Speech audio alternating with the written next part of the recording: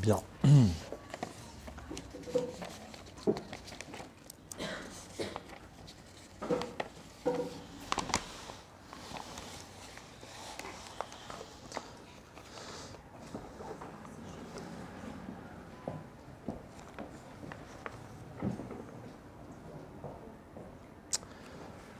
Alors je répéterai jamais assez que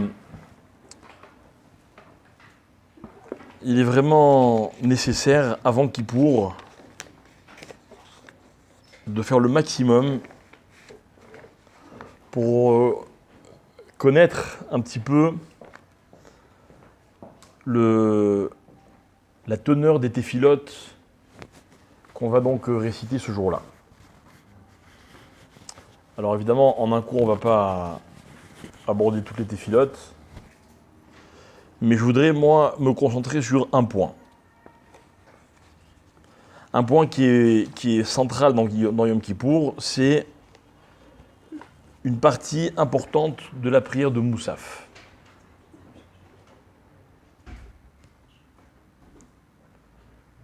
Tu vas nous tuer ?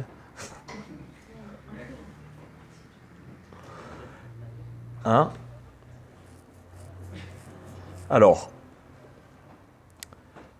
la prière de Moussaf, donc qu'est-ce que c'est que Moussaf de façon générale ?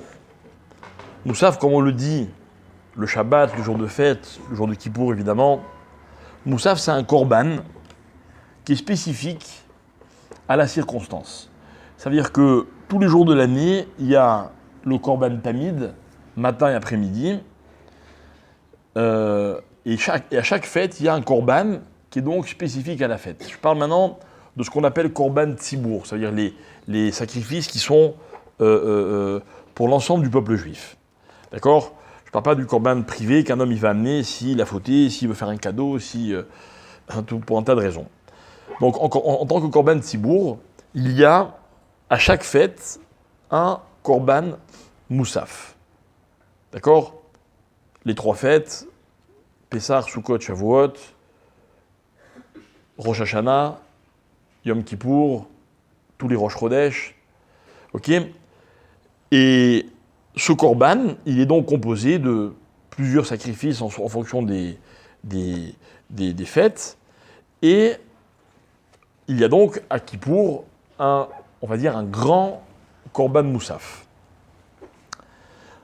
En dehors de Moussaf, et ça c'est spécifique à Kippour, ça n'existe que ce jour-là, il y a ce qu'on appelle la avoda de Yom Kippour.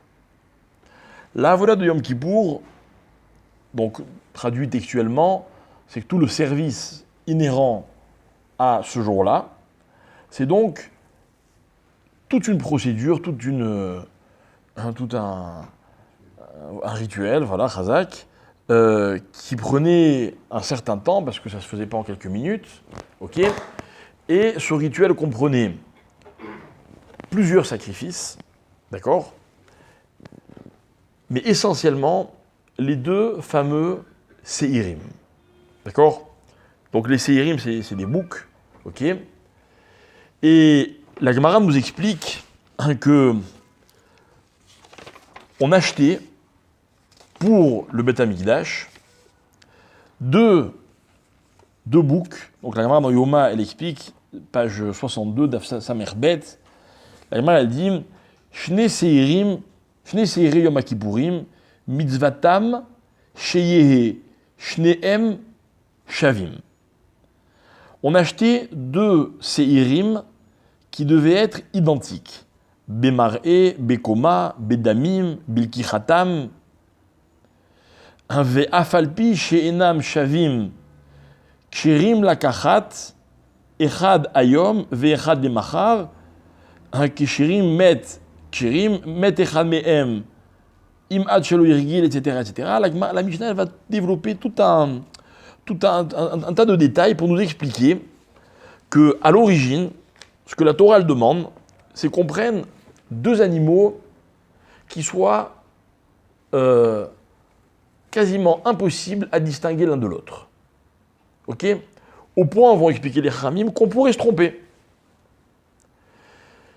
Et donc l'idée c'est quoi ? C'est que il va y avoir un tirage au sort, un fameux goral, Et ce tirage au sort va déterminer lequel de ces deux animaux va aller dans ce qu'on appelle au korban l'Hachem, on va expliquer, et lequel des deux va aller dans le korban l'Azazel.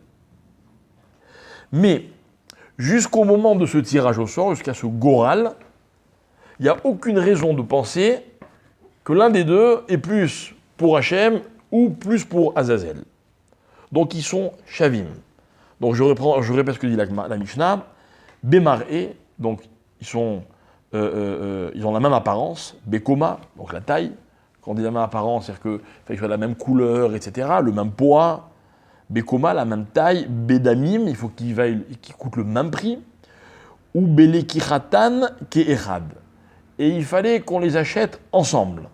C'est-à-dire qu'on ne pouvait pas faire le tour du marché des bestiaux en disant « Ah ben je vais prendre celui-là, et puis je vais prendre celui-là chez un autre marchand parce qu'il correspond. » Non, on va dire « Ah peut-être ce marchand c'est un tzaddik et lui il a peut-être vos... » Non. Il fallait qu'on les achète les deux ensemble. Rassurez-vous, tous les ans on trouvait deux séirim identiques qu'on achetait évidemment ensemble. Ok ? Alors, on faisait ce fameux goral, donc il y avait une espèce d'urne avec deux espèces de petits morceaux de bois où il y avait marqué l'Hachem et l'Azazel, etc. On mettait la main dans l'urne, on sortait un, on le mettait sur celui de droite, sur celui de gauche, etc. Il y avait tout un seder, et la Mishnah de Yoma, elle explique parfaitement toute cette procédure et tout ce rituel. Ok ? Alors, qu'est-ce qu'on faisait avec ces deux corbanotes ?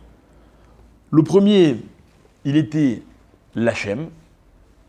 Sur ce korban, le Kohen Gadol, il faisait ce qu'on appelle un vidouille personnel. Donc il disait « Chatati, Aviti, Pachati, etc. » J'ai fauté, donc il était mitvadé il expiait toutes ses fautes. Ok, un Vessamar chez Yadav, il mettait les deux mains sur la tête du korban. Toute la procédure du vidouille. Ok. Ensuite, il refaisait un vidouille pour tous les Kohanim. D'accord ? Chatanu, Avinu, Pachanu. Donc il parlait de lui et de tous les Kohanim. Et ensuite, ce korban, il allait donc à Shrita. Ok ? Une fois qu'on avait abattu ce korban, donc évidemment, je ne m'arrête pas, ce que je vous dis, c'est très très superficiel et même grossier, c'est-à-dire à peine Raché Prakim. On prenait ce korban et on récupérait le sang de ce korban et on amenait le sang, le Kohen Gadol amenait le sang, donc c'est l'une des fois pour lesquelles il rentrait dans le Kodesh à Kodashim. Il rentrait dans le Kodesh à Kodashim et il faisait ce qu'on appelle la Zrika. D'accord ? Donc il prenait le sang. Rappelez-vous, on le dit dans la Chazara de Moussaf, il disait Acha, Tachat Ve'acha, Tachat Ushtaim, etc.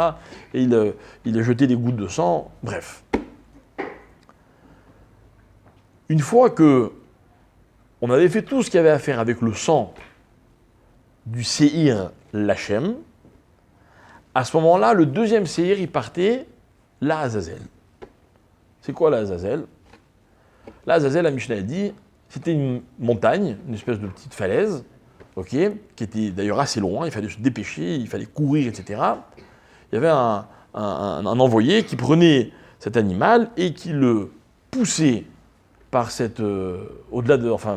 cette falaise, et l'animal allait s'écraser en bas de la falaise, et au moment où le korban était sacrifié, puisque même si on ne le faisait pas la shrita, c'était comme un korban, alors il y avait un espèce de drapeau qui devenait blanc, bref, il y a toute une histoire. La avoda du Kohen Gadol, quand on l'étudie en détail, on est encore plus pressé de voir la reconstruction du Beth Amikdash. C'était quelque chose de fabuleux. Ok ? Et donc, il y a une idée qui est intéressante. Donc, il y a deux Seirim identiques, un qui va pour Hachem, un qui va pour Azazel. Comment on choisissait Goral ? C'est quoi Goral ? Goral, c'est une procédure que l'homme faisait dans laquelle il n'intervient pas. D'accord ? Un Goral, c'est quelque chose de très particulier. Ok ? De nos jours, on ne sait plus vraiment faire un Goral. Ok ? Donc, ça allait être le hasard, entre guillemets, qui allait déterminer quel korban pouvait aller à l'Hachem et à l'Azazel. D'accord ?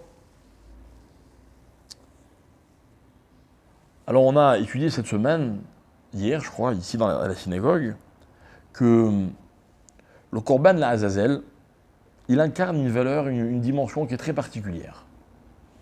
Ok.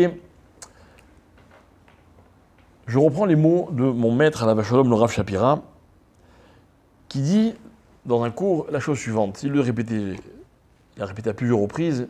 Il disait comme ça. Il y a un Korban qui va aller l'ifnaï ve l'ifnim, comme ça on appelle l'endroit du Kodesh HaKodeshim, on l'appelle l'intérieur de l'intérieur, l'ifnaï ve l'ifnim. Et Rav Shapira il ajoutait, il disait le plus l'ifnim possible. Écoutez bien la formule. Il n'y a pas d'endroit au monde qui soit plus l'ifnim que le Kodesh HaKodeshim. D'accord? On va expliquer dans un instant.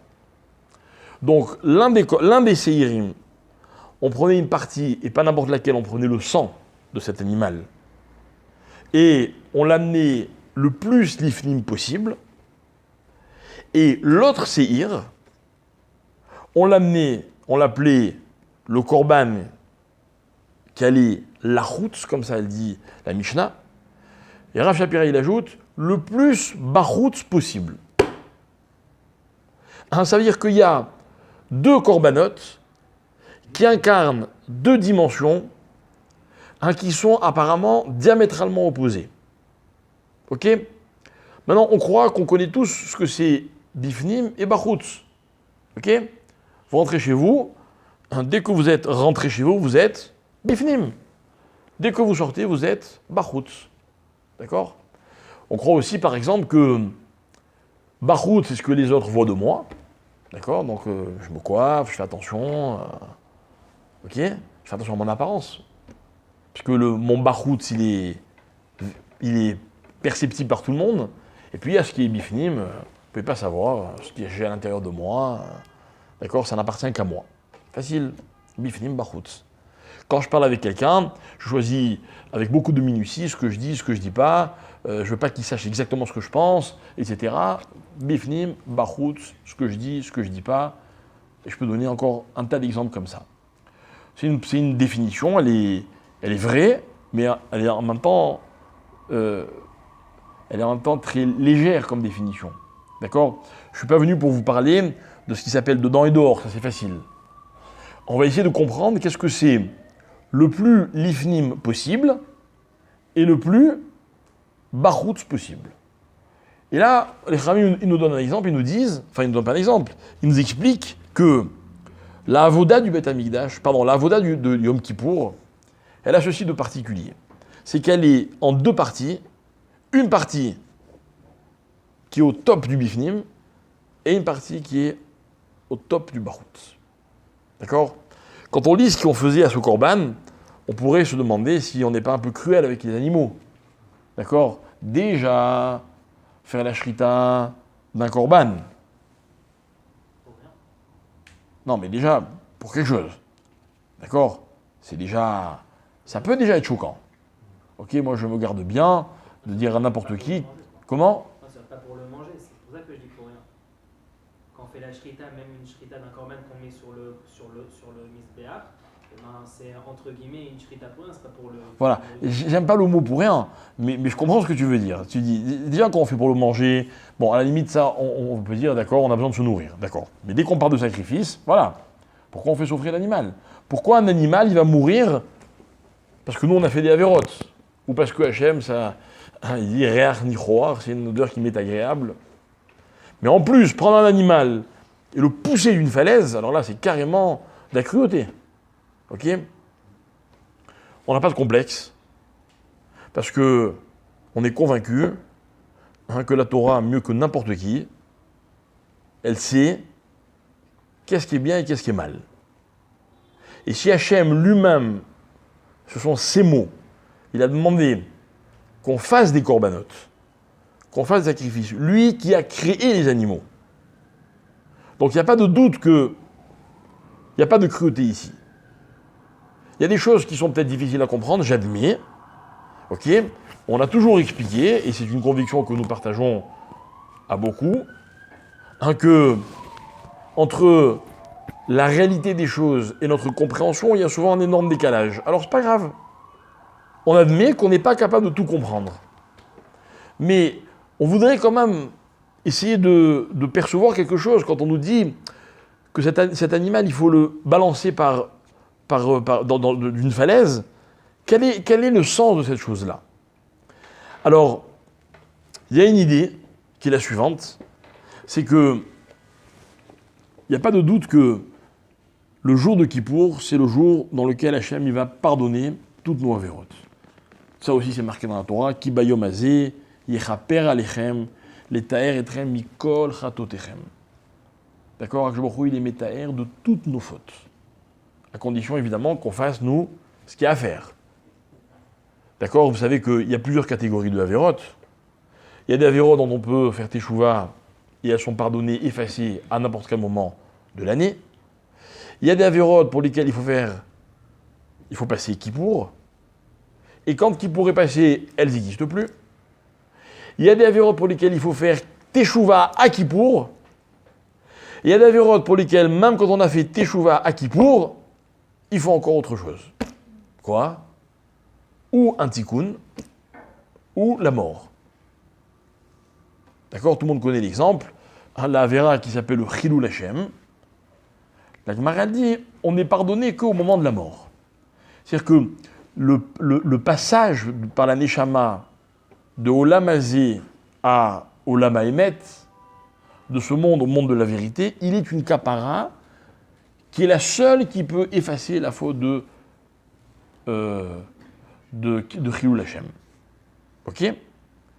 Mais en tout cas, Kippour, pour la grande majorité des fautes, Kippour est une kapara comme son nom l'indique. Entre parenthèses, vous savez ce que ça veut dire Kippour? Ça veut dire quoi le mot Kippour? Kaper, c'est quoi Kaper? Hein? Hein? C'est quoi les chaper? Pardonnez. Alors regardez, les Chachamim nous expliquent que, marqué dans la Gemara de Zachim, il y a marqué comme ça. La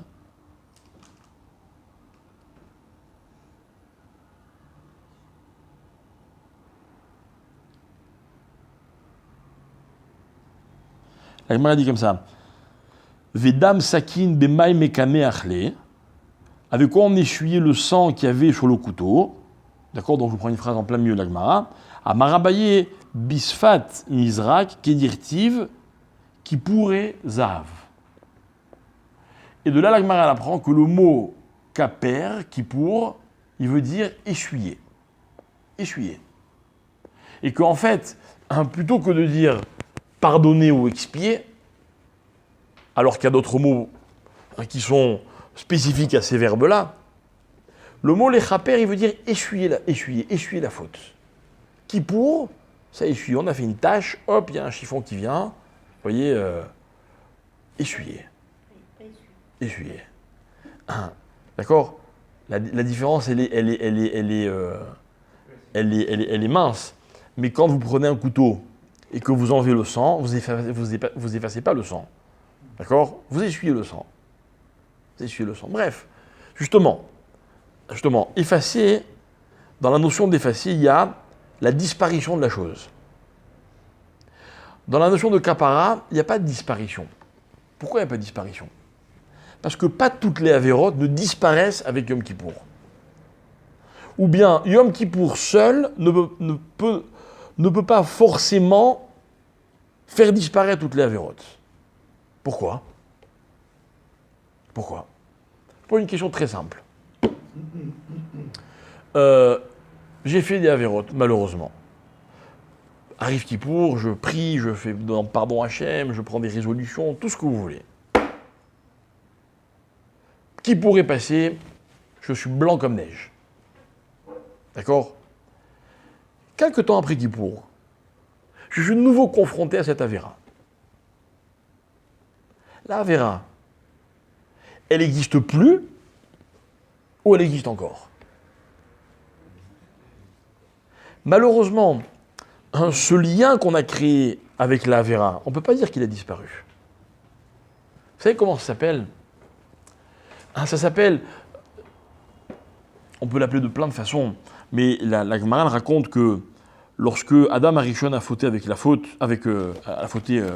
Adam Arishon a commis la faute que tout le monde connaît, là-bas la Gemara elle dit que en fait, qu'est-ce qui s'est passé? Il s'est passé que le serpent, il a littéralement atteint Chava et il lui a collé ce qu'on appelle la zoama. C'est ce que c'est la zoama? Une espèce de saleté, de crasse qui recouvre la personne. Voilà.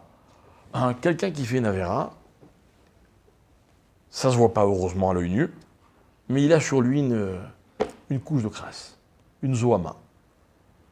Et la Gemara va expliquer que cette zoama n'a disparu de l'humanité que le jour où les Juifs se sont retrouvés au pied du mont Sinaï. Et quand ils ont reçu la Torah, alors, Pascha Zoamatan chez l'Israël. Le peuple juif, il a perdu cette Zoama. D'accord? Pas le reste de l'humanité. Eh ben non. Il fallait recevoir la Torah pour ça. Ok? Maintenant, cette Zoama, mes chers amis, dès qu'on a fait la faute du veau d'or, hop, elle est revenue. Vous voyez, ça n'a pas duré longtemps. Hein? Une partie. Hein? Une partie. Une partie quoi? C'est-à-dire, quand on fait une faute, on a une Quand on a fait la faute du veau d'or, on a retrouvé la Zoama de la faute de Adam Arishon. D'accord? Une partie de cette Zoama s'est de nouveau envolée quand on a reçu à nouveau les Louchot le jour de Yom Kippour. Et c'est depuis ce jour-là que Yom Kippour s'appelle Kippour, qu'il est Mechaper. Pourquoi il est Mechaper? De la même manière que cette Zoama elle a été essuyée littéralement, ainsi tous les ans à Kippour, cette Zoama elle peut être essuyée. Mais on ne peut pas dire qu'elle disparaît complètement. Et pourquoi elle ne disparaît pas complètement?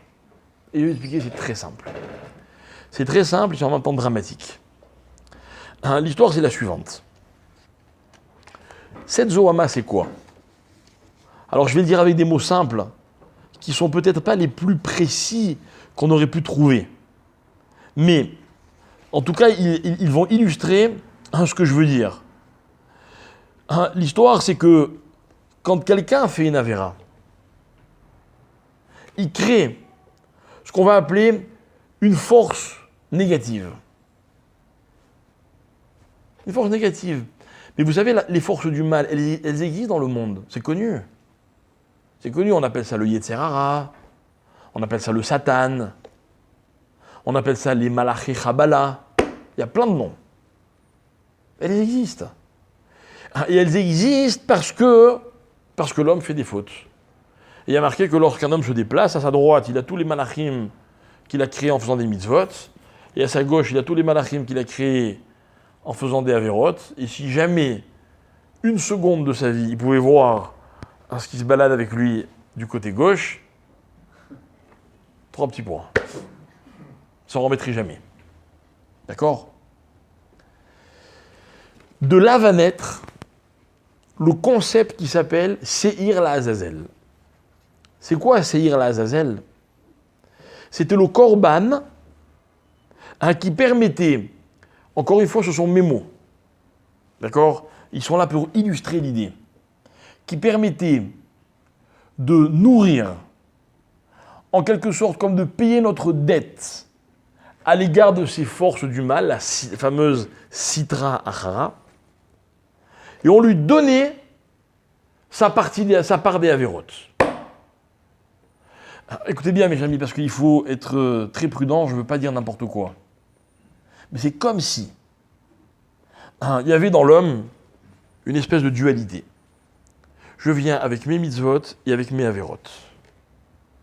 Mais mes avérotes, il faut bien qu'elles aillent quelque part. Alors, le Kohen Gadol, il faisait un goral. Le goral, il déterminait qu'il y a un des deux séirim qui devenait celui qui allait nourrir Azazel. Vous voyez? Il faut faire très attention, parce qu'il ne faut surtout pas que je dise que ce korban, il est pour Azazel. Non, c'est un korban pour Hachem. mais qu'on envoyait à Azazel. Hein, comme si, Chas Shalom, on ne pouvait pas, pour faire pardonner nos avérotes, faire que le korban qui allait chez Hachem dans le Kodesh HaKodeshim. Il fallait qu'il y ait aussi l'autre korban. Vous me suivez? Hein, cette idée, elle est terrible. J'ai pas compris. Alors, il sert à quoi le corban de Hachem? Il répare quoi? On va expliquer. On va expliquer.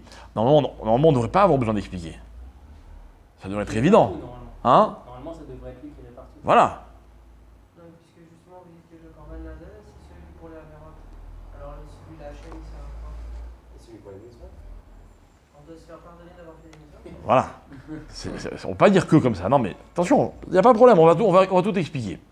Mais je vous rappelle juste une chose, c'est que j'ai précisé il y a un instant qu'on envoyait le Azazel que après avoir fait avec le sang du Seir Lachem ce qu'on devait faire. En d'autres termes, le Azazel il peut fonctionner que s'il y a eu d'abord le Korban Lachem. Ok? Donc le Korban Lachem, c'est oui une expiation, mais c'est une expiation à laquelle on peut accéder que parce qu'on a des mitzvot. Donc notre côté mitzvot nous permet de faire le premier pas, si je peux dire, qui est peut-être le plus important, de faire Korban Lachem, et après ça, on peut même envoyer un deuxième Korban qui est l'Azazel, et qui va terminer le travail. D'accord? Alors vous allez me dire, mais du coup, on est vachement embêtés, nous, de nos jours. On est très embêtés, pourquoi? Parce que on fait quoi pour Azazel? Parce qu'il faut savoir une chose, c'est que depuis que le Beth Amikdash n'existe plus, on ne peut plus amener de korbanot.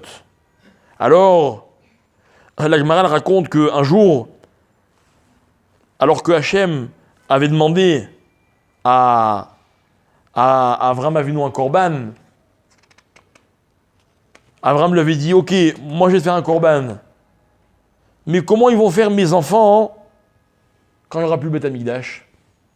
Avram, il a compris le fonctionnement des corbanotes. Alors il est angoissé, il dit, mais ils vont faire comment mes enfants quand il n'y aura plus de Beth Amikdash? Alors la Gemara, elle dit que Hachem lui a répondu, il lui dit, t'inquiète pas, Ma'ale ani alechem, je considérais que quand il récite les parachiotes des corbanotes, ce sera comme s'ils avaient amené des corbanotes. Et voilà pourquoi, mes amis, tous les matins, on fait les corbanotes dans la tefila. Voilà pourquoi lire le Ketoret, c'est très important. Parce qu'il y a un passage qui dit « Unshalema parim sefatenu ». Littéralement, avec nos lèvres, on complète cette avoda des corbanotes. Mais, dit le Shami Shmuel, ça c'est valable pour les corbanotes qu'on amène à Hachem. Mais Azazel, lui, il n'a pas fait cet accord avec Avraham Avinu. Donc on est en galère, hein? Ça s'appelle un korban.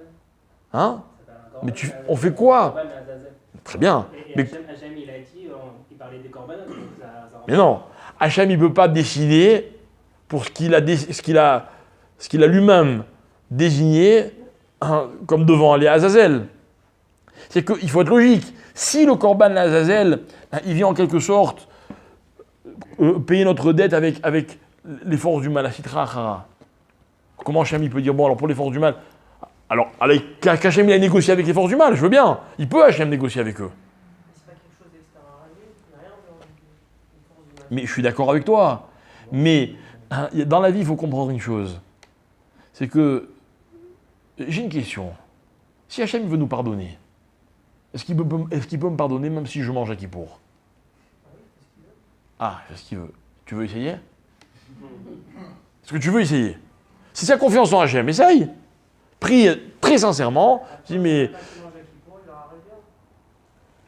C'est pas du tout C'est pardonné. pas ça. Alors, je te répète ma question. Tu veux essayer? Oui ou non? J'essaie de faire du mieux possible, mais il n'empêche pas que tout existe. Et que Ah. Dieu fait ce qu'il veut. Mais pourquoi tu fais du mieux possible? Si tu considères que prier Hachem très sincèrement, C'est valable même si tu as mangé à Kippour.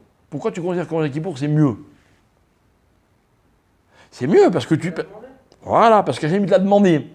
Qu'est-ce qu'il t'a demandé, Hachem? Quoi, il veut économiser une journée de repas, Hachem, dans le monde? C'est pas pour lui, c'est pour toi. C'est parce que toi, tu dois faire ce qu'il faut pour que les choses soient réparées. Vous savez, mes amis, on fera peut-être un cours là-dessus une fois, parce que c'est un sujet que j'ai découvert récemment, mais qui me passionne beaucoup. Et je l'ai découvert à travers le deuil, mais je ne vais pas trop vous en dire. Ok. Il y a un concept dans la Torah qui est le suivant. C'est que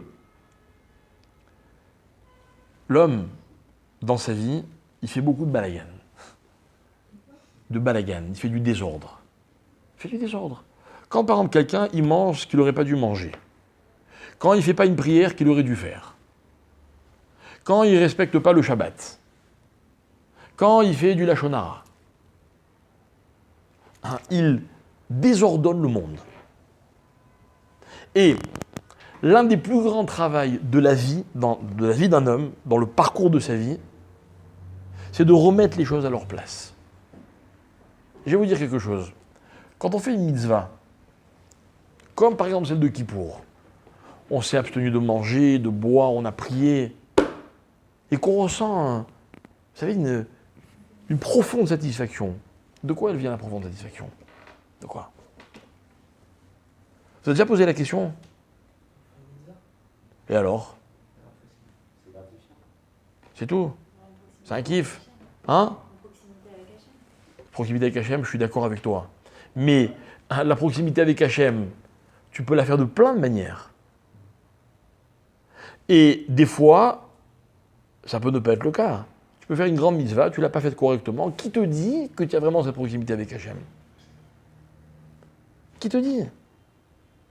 Or, dans toute mitzvah que je fais, même si je ne sais pas bien la faire et je n'arrive pas à la faire correctement, etc., j'ai rapproché un élément de la place qui était la sienne. Voilà, je vais vous dire quelque chose. Redonner au monde l'ordre qui est le sien, vous savez ce que c'est? C'est faire les mitzvot, ok? C'est par exemple se marier. Se marier, c'est céder à Olam. C'est-à-dire que, je m'excuse, je veux me mettre mal à l'aise personne, mais quelqu'un qui n'est pas marié, il n'est pas bécédaire, si vous comprenez ce que je veux dire. Il n'est pas à sa place, quoi. Il n'est pas à sa place. Et dans la vie, il n'y a rien qui apporte plus de satisfaction que quand les choses sont à leur place. Alors je sais, vous vous dites, c'est facile pour lui de parler, ok, mais nous on essaye, on n'arrive pas, etc. Je ne sais pas. Je ne suis pas là pour critiquer ou pour condamner ou pour culpabiliser qui que ce soit. J'explique que dans la vie, justement, il y a des choses qui nous manquent. Le vrai manque dans la vie, c'est quand les choses ne sont pas à leur place. Mais je vous ai promis qu'on en fera un cours parce que je ne veux pas que cette idée soit mal comprise. Donc pour l'instant, on fait comme si on n'avait rien dit. Si ce n'est que le inyan de la kapara de Yom Kippour, c'est ça. C'est que les choses, elles retrouvent leur place. Donc la Sitra Achara, elle veut récupérer ce qui lui revient. Alors que Hachem, ils disent, moi, quand les Juifs me disent les corbanotes, ça me suffit, très bien. Mais la Sitra Achara, elle n'a pas eu ce qu'elle voulait. Alors juste pour vous remonter un peu le moral, certains vont nous expliquer que justement, le fait de ne pas manger à Kippour, le jeûne, le ta'anit, le haïnouï, c'est quoi? Eh bien ça aussi c'est un korban. Et ce korban, il n'apporte rien à Hachem. Hachem, ça ne lui change rien que je mange ou pas.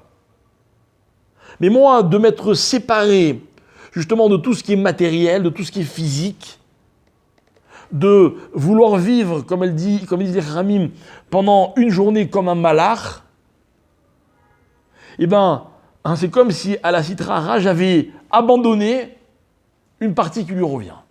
Vous voyez? Voilà pourquoi il y a des gens à Kippour qui ne mangent pas, qui ne boivent pas, qui ne parlent pas, qui restent debout. Ne croyez pas qu'ils exagèrent. Ne croyez pas qu'ils exagèrent. Chacun, il fait ce qu'il est capable de faire. Mais c'est-à-dire que l'effort que l'on fait, c'est cette part-là, qui ne va pas directement à Hachem. Il n'y a pas marqué dans la Torah, si tu ne manges pas, Reach Nichoach, je fais un kiff. Jamais il n'a pas dit ça. Par contre, il m'a expliqué, il m'a dit, tu sais, si tu fais les Inouïm, ben moi, j'ai presque envie de dire, je pourrais pardonner plus facilement. Donc, ça, c'est la partie de Azazel. Maintenant, écoutez bien. On va essayer d'aller jusqu'au bout de l'idée. C'est quoi la référence dans la Torah, avant l'histoire des corbanotes, que la Torah, elle fait au Saïr?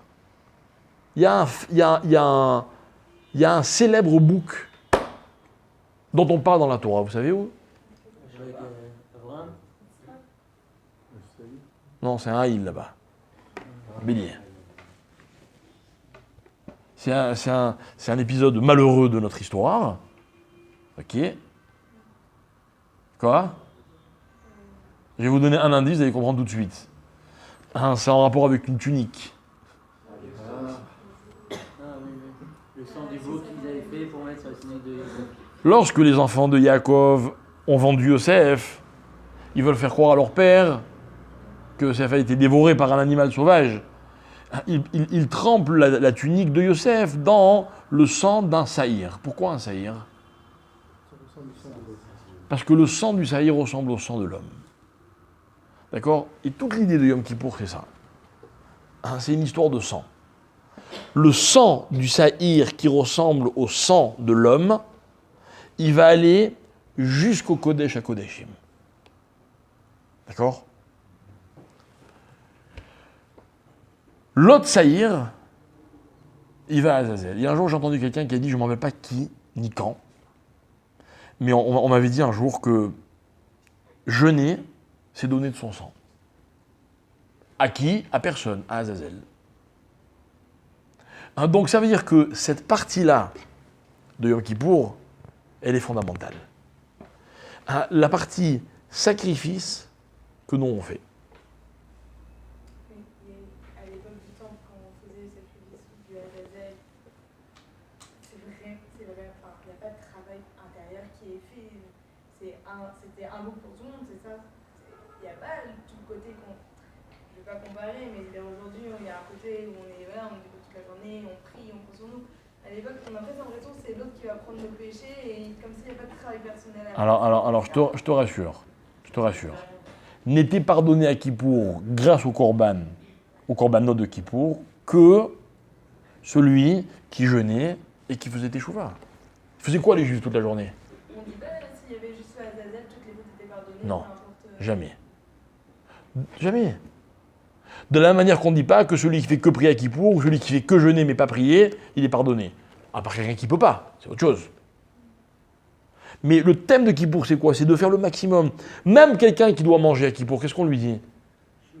Shiurim, le minimum du minimum du minimum du minimum.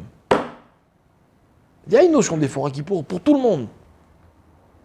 Maintenant, en même temps, je vais vous expliquer une chose, c'est que quand on jeûne à Kippour et qu'on souffre, c'est le seul jeûne où ça vaut la peine de souffrir. Les autres jeûnes, si vous ne pouvez pas souffrir, tant mieux pour vous. Vous pouvez rester toute la journée devant la climatisation ou à faire, je sais pas, ou à dormir dans votre lit, il n'y a pas de problème. Mais à Kippour, non. Ve'initem, il faut se mettre en difficulté. Et ça, c'est l'idée de Azazel. Et en fait, ce qui est intéressant, c'est quoi? Alors maintenant, on va entrer dans l'Inyan de Bifnim et Bachutz. Ok? Bifnim et Bachutz, ça veut dire quoi? Bifnim, le Kodesh HaKodeshim, c'est pas juste une zone géographique à propos de laquelle on va dire ah ben on est à l'intérieur et puis quand on n'est pas dedans, ben, on est à l'extérieur. Non, c'est pas que ça, évidemment. La notion de Bifnim du Beth Amikdash, c'est quoi? Du sang du Saïr, qui ressemble au sang de l'homme, qui était amené par le Kohen Gadol, d'Ifnaï et d'Ifnim, c'est la chose suivante, c'est que tout le travail de Yom Kippour, et voilà pourquoi je vous dis qu'on a une part très importante, et sûrement, pas sûrement, et à l'époque du Beth Amikdash, il fallait exactement le même travail de la part de chacun. C'est de convaincre Hachem que chez nous aussi, il y a un Bifnim et un Bachutz.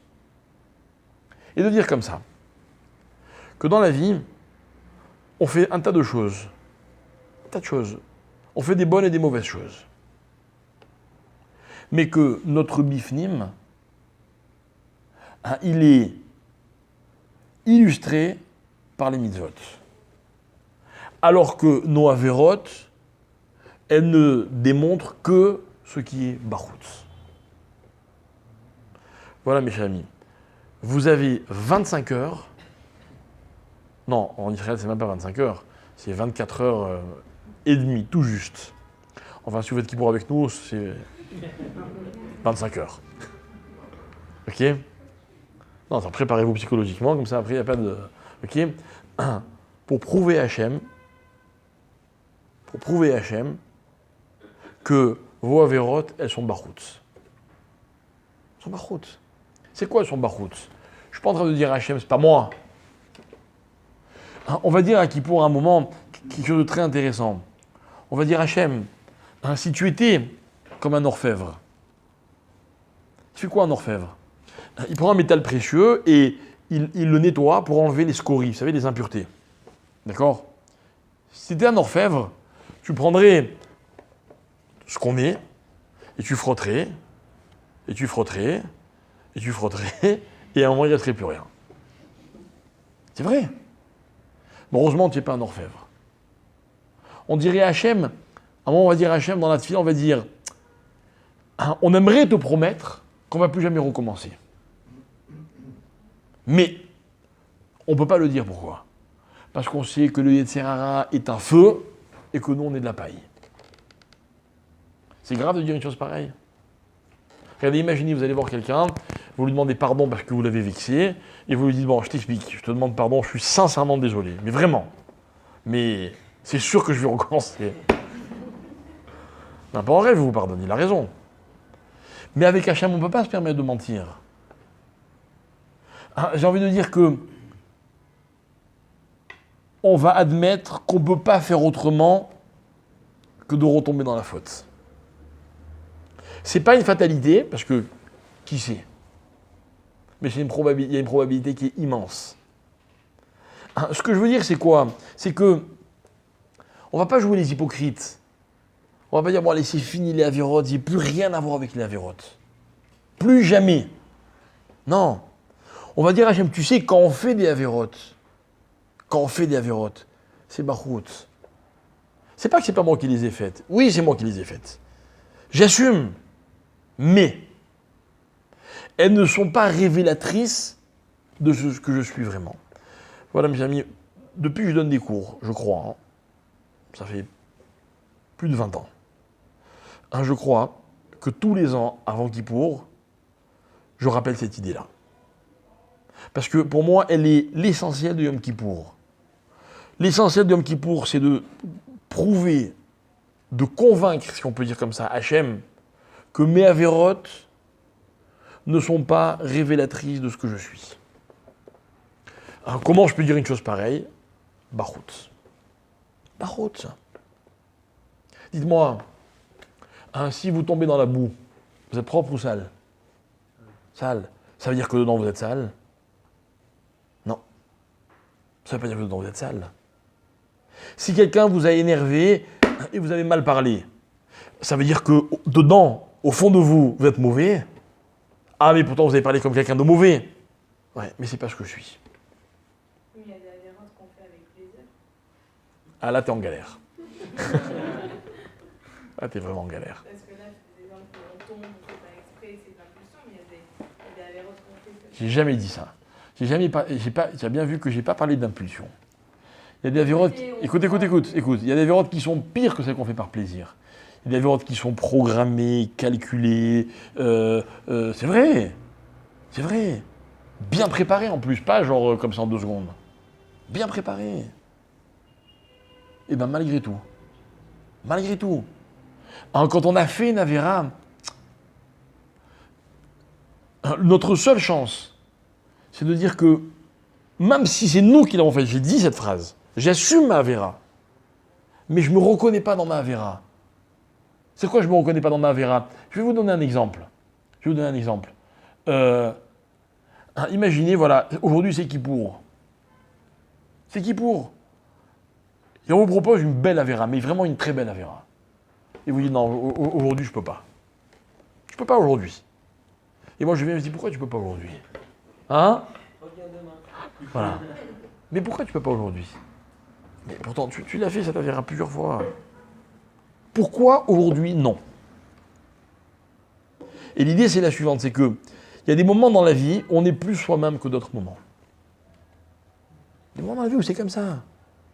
Hein, vous savez, prenons un exemple. À Mavdil, je prends un exemple qui est complètement bidon, mais imaginez quelqu'un, il a sa vie au travail, d'accord? Et il a sa vie de famille, ses vacances, ses loisirs. Où il est plus lui-même? Dans son travail ou dans sa vie privée? Ah, mais pourtant il passe des heures et des heures et des heures et des centaines d'heures par an au travail. Mais vous avez raison. Vous avez raison. L'homme, il est comme ça. L'homme, il a un côté bifnim et un côté bachout. Souvent, l'homme, il travaille, ou bien parce que c'est une passion, mais il aime son travail, mais ce n'est pas ce qui le définit, ou bien parce qu'il a besoin de manger à la fin du mois, ou bien pour X raisons. Ou parce que, regardez la phrase comme elle est puissante, il a juste besoin de sortir de chez lui. C'est important, ça aussi. C'est important, ça aussi. On a tous plein de relations à l'extérieur qu'on n'a pas forcément envie de faire entrer dans notre intimité, n'est-ce pas? Qui nous connaissent dehors, ça ne nous dérange pas, mais on ne les ferait pas rentrer chez nous à la maison, vous voyez? On ne leur présenterait pas nos conjoints, nos enfants, on n'a pas envie. Parce qu'on a tous un côté bifnim et un côté bachout. Pour reprendre l'expression des Chachamim, ils disent comme ça. Ils disent que une pièce, elle a deux faces. Eh bien, l'homme aussi. Et une face, c'est ce qu'il y a dedans, et l'autre face, c'est ce qu'il y a dehors. Et en fait, le inyan de la mechila, de demander pardon à quelqu'un,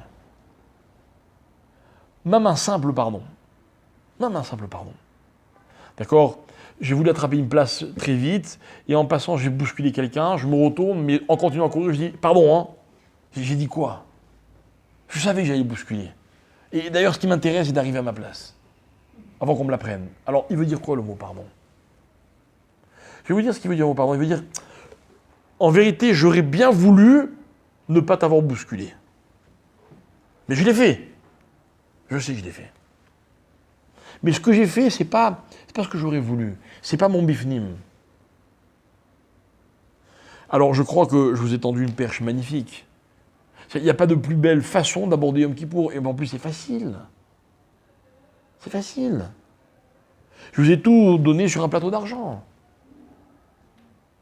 C'est-à-dire qu'en fait, vous faites ce que vous voulez toute l'année, vous arrivez à Kippour, vous dites à Hachem, voilà. Non, c'est moi, j'ai fait, mais ouais, c'est pas moi au fond, c'est pas moi.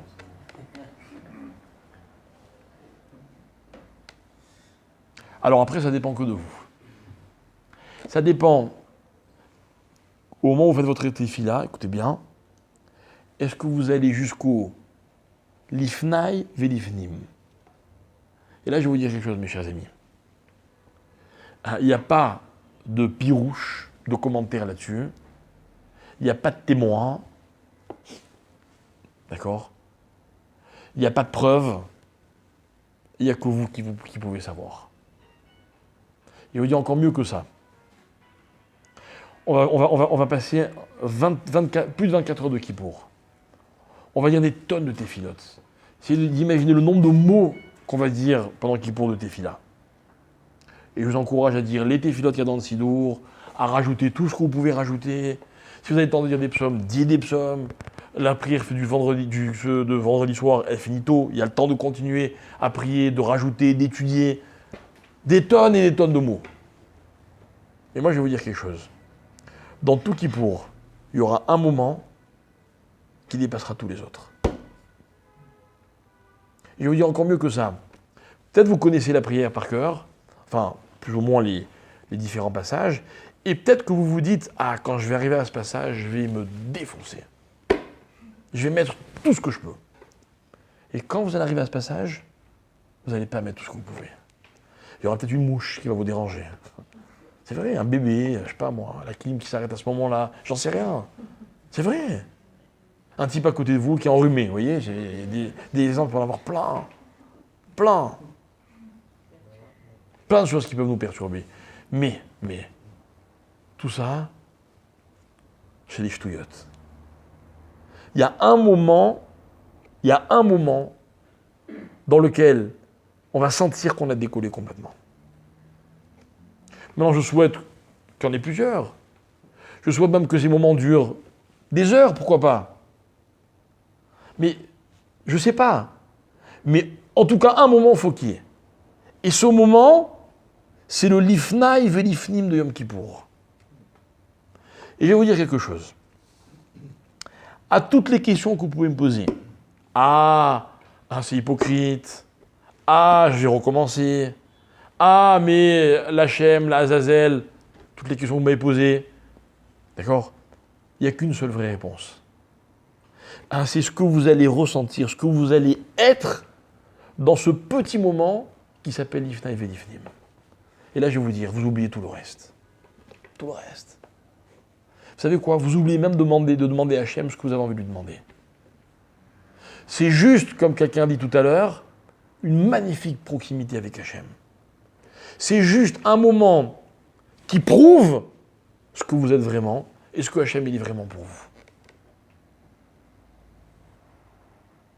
Et tout qui pourrait vaut la peine pour ce moment-là. Mais sachez que si Kippour ne durait que ce moment serait inaccessible.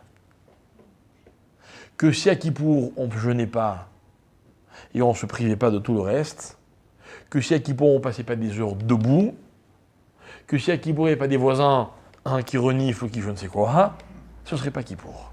Ce moment-là, il serait inaccessible. Quelqu'un m'a raconté une très jolie histoire qui lui est arrivée à Rosh Hashanah. Il a pris une place dans une synagogue, dans laquelle il prie toujours, et donc cette place, il avait choisi depuis des années, parce qu'elle est un peu isolée, il est, imaginez, au fond d'un banc, contre un mur, tranquille, lui et son fils. Premier soir se passe à merveille. Le lendemain matin, il arrive à la synagogue, et son fils, il avait, donc c'est une synagogue où il n'y a que des bancs et des standards, des pupitres. Et son fils, il a un pupitre qui ne tient pas bien, vous voyez. Et il dit, papa, ça me gêne. C'est vrai. C'est le genre de détail qui peut rendre fou. Vous voyez, un truc qui, je sais pas, il était branlant ou je sais pas quoi. Vous voyez, un peu comme ça, là. D'accord ? Je le loue, celui-là, à Kippour. D'accord ? Donc, et le gosse, il dit à son père comme ça, il dit, papa, le shtinder que j'avais hier, il bougeait pas. C'est celui qui est derrière. Le voisin, il l'a échangé. Et il me raconte, il me dit, son fils, il avait la rage. Je comprends. L'autre, il a attendu ou il est arrivé plus tôt, je sais pas quoi, il a échangé. C'est pas beau. C'est pas beau. On fait pas une chose pareille. Je pense qu'il y a peut-être du Gezel dans cette histoire. Peut-être, je ne suis pas posé qu'à l'Ara et loin de moi d'accuser quelqu'un. Je n'étais même pas là-bas. Mais donc, c'est le père qui me raconte. Il me dit, je suis embêté, quoi, ça veut dire. Bref, il me dit, j'ai parlé avec mon fils, j'ai réussi à lui dire des mots pour lui expliquer qu'il fallait dépasser, qu'il fallait pas en vouloir. Et il me dit, du coup, grâce à ce gars qui m'a piqué le shtinder, j'ai passé un Rosh Hashanah exceptionnel. J'ai réussi à m'élever au-dessus de cette contrariété. Vous voyez, la contrariété, elle est nulle. Allez la raconter à quelqu'un, tu sais pas ce qu'on m'a fait. Non, tu vois pas. C'est vrai. Il y a peut-être des gens ici qui étaient assis sur des chaises. C'est vrai. Mais à un moment du Kippour de Rosh Hashanah, ça aurait pu le bloquer. Et il a réussi à dépasser ça. Et il m'a dit une phrase que j'ai adorée. Il m'a dit, sans cet épisode contrariant, mon Rosh Hashanah n'aurait pas été le même. Vous voyez, c'est ça Kippour. Kippour, c'est pas du kiff. C'est un moment dans lequel on dépasse tout ça. Et c'est là qu'on se retrouve face à soi-même. C'est là qu'on découvre qui on est. C'est le lifnaï velifnim. Il y a un moment, et moi je vais le dire avec mes mots, où je suis complètement dans moi. Et ce n'est pas le cas facilement dans la vie. Vous savez, on est tellement sollicité tout le temps, en permanence. En permanence. Que se retrouver dans soi-même, c'est très difficile. Très difficile. Moi, je viens de rame là depuis tout à l'heure.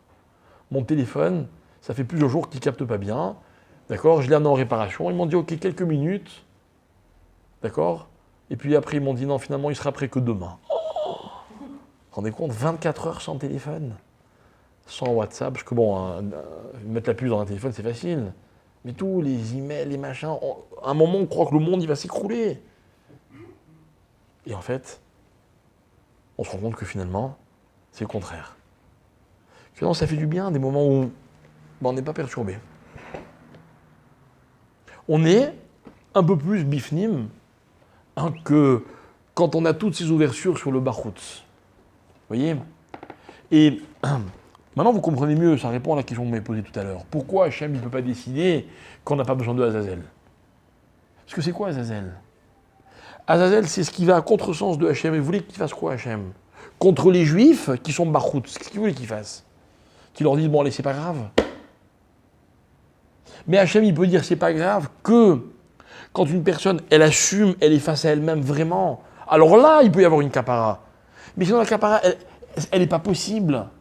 Dites-moi, vous avez déjà essayé de pardonner à quelqu'un qui ne vous a pas demandé pardon?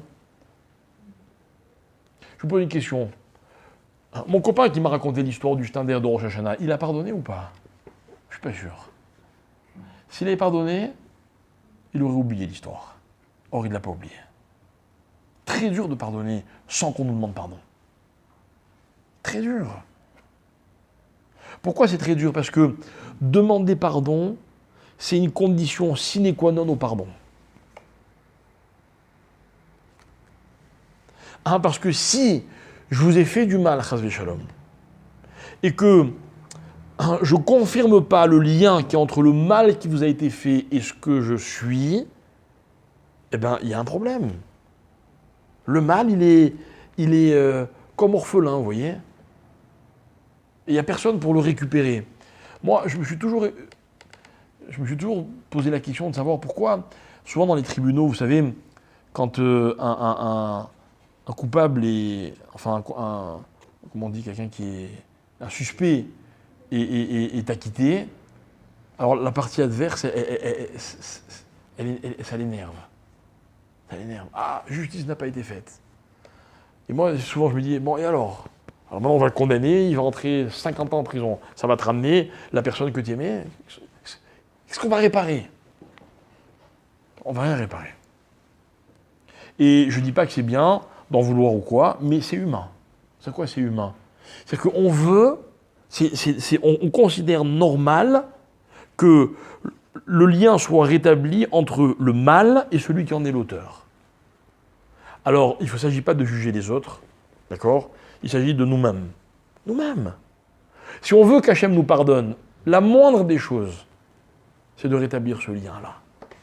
Si ce lien il est rétabli, alors Hachem il peut nous pardonner. Ça aussi, on va le dire dans Kippour. On va dire à un moment, dans tous les tribunaux, on a intérêt à minimiser nos fautes, à les dissimuler si on peut. On a des chances de passer aux traves.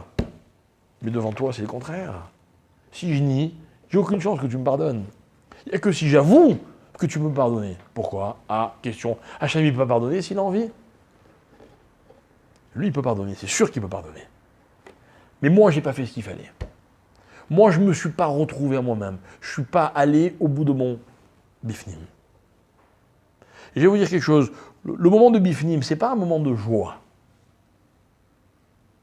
Quand vous allez vivre ce moment de Kippour dans lequel on perd contact avec la réalité, d'accord?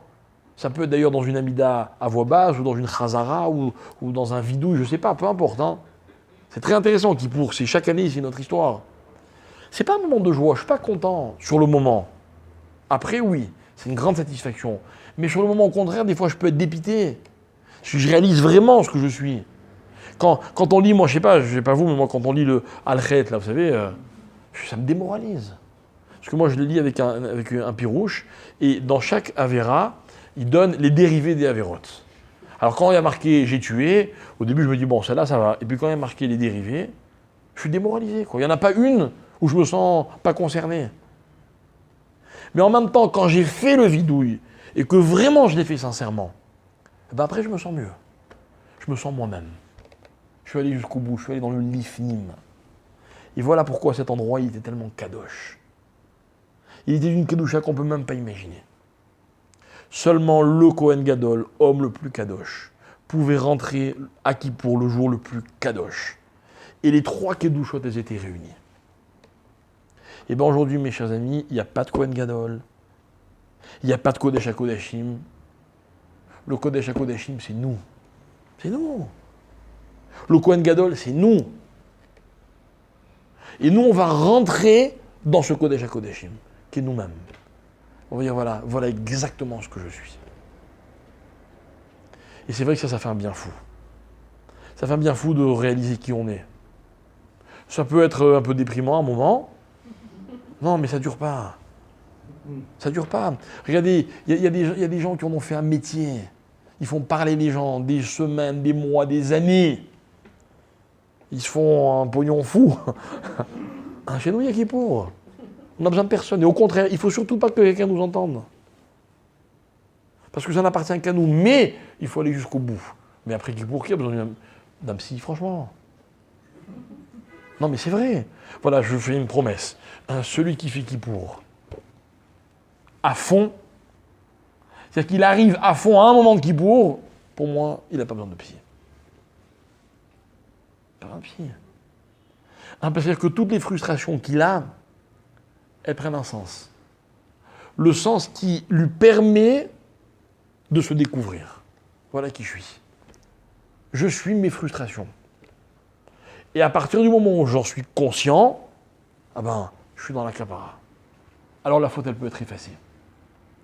Voilà, mes chers amis, ce que c'était les 2 séirim.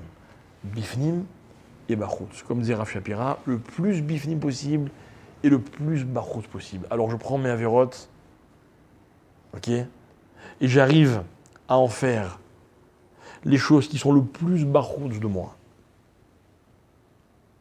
Plus Bachutz de moi. Rappelez-vous ce que disait souvent mon père. Il disait, la différence entre une mitzvah et une avéra, c'est que dans une mitzvah, on dit aïe avant, et dans une avéra, on dit aïe après. C'est vrai. On n'est pas content d'avoir fait de l'avéra. Ah, t'avais raison. Des fois, elles sont très kiffantes, les avérotes. Une mitzvah, elle est souvent pénible à faire. Contraignante, fatigante. Après, on est toujours content d'avoir fait. On s'est retrouvés quand on a fait ce qui nous correspond. Et moi, j'ai toujours de la peine pour les gens qui critiquent la Torah, qui ont des a priori, parce que je me dis, ils n'ont pas goûté à cette satisfaction d'avoir fait les mitzvot. Ils n'ont pas goûté. S'ils avaient goûté, ils ne parleraient pas comme ça. Et je me rappelle un jour, j'avais parlé avec quelqu'un qui avait fait une vraie chazara bichéla. Et j'ai vu chez lui qu'avant, malheureusement, ce dérapage, il faisait vraiment les mitzvot. Parce qu'il était remonté, révolté, torturé. Mais il m'a dit, mais je ne pourrais jamais critiquer. Je ne pourrais jamais critiquer. Et je sais que le bonheur, c'est là-bas qu'il se trouve. Il n'y a que celui qui n'a pas goûté à ce bonheur qui dit, mais c'est des bêtises. Et voilà ce que c'est la chance de faire Kippour. Chance de faire Kippour, c'est celle-là. C'est de se dire, c'est le moment le plus difficile de l'année. Mais c'est justement le plus intense de l'année. Alors, je ne veux pas vous souhaiter qu'il soit difficile. D'accord? Même si je ne le souhaite pas, il le sera. Enfin, il sera un effort, en tout cas, pas difficile, mais un effort. Parce qu'il faut faire un effort. Et je vous dis tout de suite, si le jeûne se passe trop facilement, il faut le corser un peu. C'est vrai. Restez debout, faites quelque chose de plus. Il faut faire un effort. Parce qu'il n'y a que dans l'effort qu'une personne elle se découvre véritablement, on se mesure dans l'effort. Et c'est ce qu'il faut à Kippour. À Kippour, ce que je vous souhaite, c'est de vous retrouver pleinement. Et j'ai pas de doute que quelqu'un qui se retrouve pleinement, c'est bien ce que je vais vous dire, qui a avoué vraiment ses avérotes, et qui a fait un vrai bilan, qui n'est pas forcément en son honneur. Je parle pour moi, et bien à la fin de Kippour, ils s'aiment plus que ce qu'ils s'aimaient avant. Parce que c'est ça la dimension de l'Ifnim. Moi, si j'ai un seul regret dans la vie, si j'en avais qu'un seul, ça aurait été celui de ne pas être Cohen. C'est-à-dire que je ne pourrais jamais être Cohen Gadol, et donc je ne pourrais jamais rentrer dans le Kodesh HaKodeshim. Mais c'est vrai, j'aurais rêvé de voir ce Lifnaï et Lifnim. Alors la chose qui me reste, c'est de voir mon Lifnaï et Lifnim à moi. Comme ça m'occupe pas mal, parce que c'est un vrai travail, je me dis que peut-être que finalement je n'avais pas besoin d'être Kohen Gadol. Mais c'est-à-dire que c'est une vraie aventure. Et vous allez voir que dans la vie, je parle pour les plus jeunes d'entre nous, plus la vie elle avance, ok, et plus le Lifnim, il prend du sens. Plus le Lifnim, il prend du sens. Et plus la vie elle avance, et plus on est moins, il faut espérer qu'on est moins, de moins en moins Bachutz. D'accord? Et ce Inyan de Lifnim et Bifnim et Bachutz, c'est un sujet qui est central dans la Torah. Central dans la Torah. Ok? Pour vous donner par exemple un petit exemple, pour vous embêter encore une fois, certains d'entre vous, la définition de Baït, c'est-à-dire ce que l'on crée quand on se marie, c'est qu'on crée un Bifnim. Quelqu'un qui n'est pas marié, il n'a pas cet espace qui s'appelle Bifnim. Et dans la vie, ça doit être un but. Ça doit être un but. Vous voyez, j'essaie de tout faire pour vous convaincre d'épouser n'importe qui, mais de créer ce Bifnim, quoi. Je suis sérieux, hein. C'est trop important. Trop important. Et une maison, plus elle grandit, et plus le Bifnim il devient grand. C'est vrai? Ça veut dire quoi, grandir? Plus on a des enfants et des petits-enfants, et plus le Bifnim il est grand. C'est élastique le Bifnim. Et paradoxalement, à un couple, c'est deux êtres qui sont complètement collés, et plus ils sont proches, et plus le Bifnim, c'est-à-dire ce qu'il y a entre eux, devient grand. Bon, on va pas tout vous dire en un seul soir. Ok? Ainsi, une mitzvah, c'est un espace de Bifnim que je crée dans une action. Ok? Alors je vous souhaite de passer un très bon Kippour, dans lequel vous vous trouverez complètement. Quand on n'est pas marié, il n'y a pas de Bifnim. C'est sûr que si tu peux te marier avant Kippour, je te le conseille. Ça ne me chauffe pas, hein. Il n'y a pas d'intérêt. Le rabbin en l'a, le jeune homme il est là, les jeunes filles elles sont là, allez-y. Il vous reste encore quelques jours, il n'y a pas de problème. D'accord? Si d'ici Kippour, vous êtes toujours célibataire, ok, vous pouvez au moins vous créer un Bifnim, qu'on va d'ailleurs tous créer, même ceux qui sont mariés. Mais ça doit être ça notre avoda de Yom Kippour. On envoie tout ce qui est envoyé à Azazel, et tout ce qui est envoyé à Lachem, on envoie à Lachem, et le Lachem, c'est en nous qui se trouve le jour du Kippour. Je vous souhaite une très bonne année, Ktiva Vechatima Tova Bezrat Hashem, que vous soyez inscrits dans le livre dans lequel sont écrits tous vos désirs, et qui s'accomplissent cette année-là, et que l'année prochaine, vous soyez tous occupés à autre chose qu'à venir écouter mon cours, et que si Dieu veut, il y ait d'autres personnes qui vous remplacent, beaucoup plus jeunes, ok. Et en attendant, je vous promets de vous retrouver après les fêtes de Tishri. Je ne sais pas encore exactement quand, mais on vous le fera savoir. Voilà.